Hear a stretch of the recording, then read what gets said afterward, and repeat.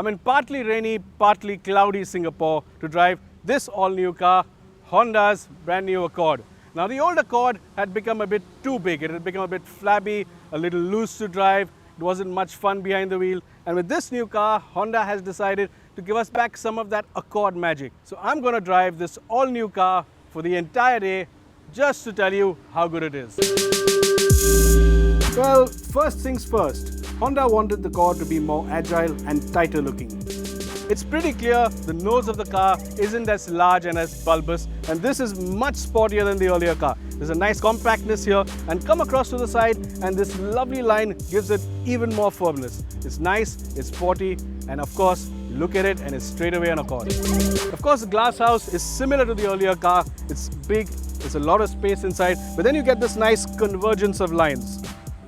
Really sporty. The new Accord, however, looks too plain and generic from the rear. The design clearly from Honda's offend nobody style sheet. Another of Honda's objectives has been to up the luxury factor. It feels much more plush on the inside now. Another area where the new Accord is several times better than the earlier car is the dash. Just look at this dash. There's a lot of lovely brushed aluminium, two big screens, a layered instrument panel like the CR-V. You just get a nice rich feeling from the dash. Wood accents, leather, chrome have all been blended in a classy manner, and the layered center console with its twin screens is just neat. Yes, there are a few cheap looking bits, but the insides feel so upmarket in general, it's a pleasant surprise. And the new Accord is well equipped too. There's a touchscreen, a system that mirrors your phone called Honda Link, lane departure warning, and even an eco drive mode. But get in the back seat and the Accord's credentials as a luxury saloon get greatly enhanced. Despite a shorter wheelbase for this Accord, the space is just massive. Now most Accord owners will be sitting at the back most of the time, and as always, there's plenty of legroom here. There's even more this time, and I can't believe how much space there is here. Thigh support is super. There's got a great backrest, so really comfortable back seat, and the new suspension setup aims to please. And Honda say the ride is a bit better because they've stiffened the chassis a lot, so you can make the suspension softer, meaning comfort is better. Yes, some of the short, sharp movements you expect in a Honda are still there, but there are few and far between. And it sails over some really rough patches we suddenly encounter. Cabin insulation also feels better.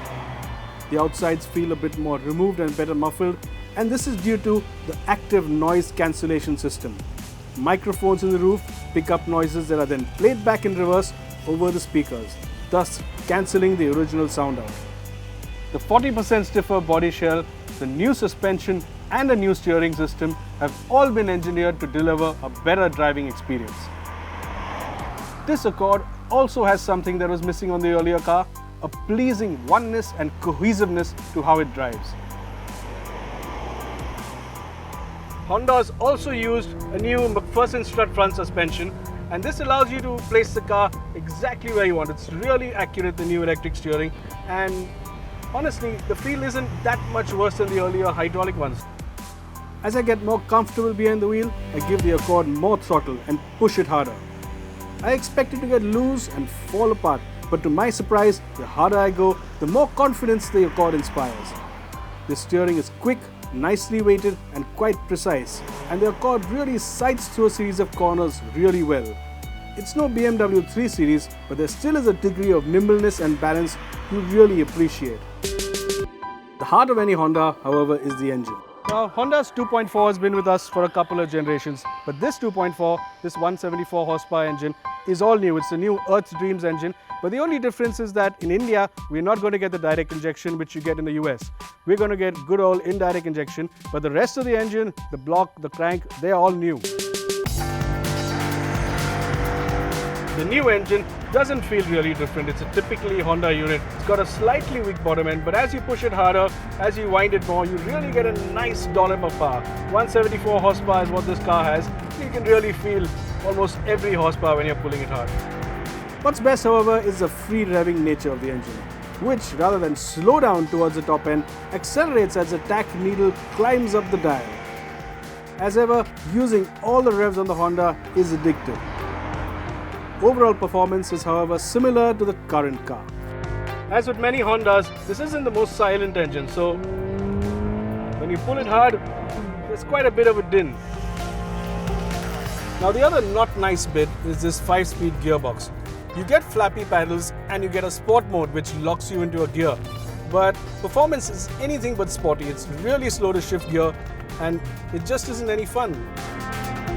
Yes, if all you want to do is drive in a relaxed manner, this gearbox is alright. Problem is, the gap between ratios is a bit too wide, especially in this age of 7 and 8 speed automatics. And to make matters worse, the box itself is a bit slow and dim-witted, and that just saps performance.